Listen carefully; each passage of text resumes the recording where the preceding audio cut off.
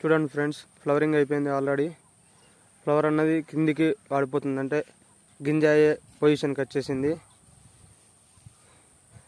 పోయినసారి పెట్టిన కంటే ఈసారి పెట్టినందుకు గింజలు ఇన్నీ, అంటే హనీబీ అల్లకెళ్ళి తేనె స్వీకరించి ఒక్క పువ్వు నుంచి ఒక్క పువ్వు ఉత్పత్తి అయినందుకు నాకు కూడా ఈ ఫ్లవరింగ్ ఎక్కువైంది, గింజలు ఎక్కువ ఉంది, ప్రాఫిట్ కూడా ఎక్కువ ఉంది దీంతో ఇప్పటివరకు అయితే.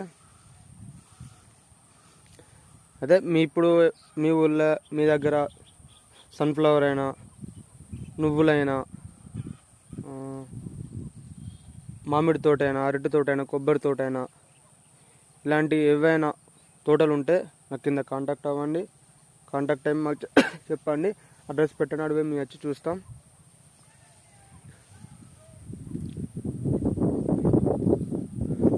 Okay friends.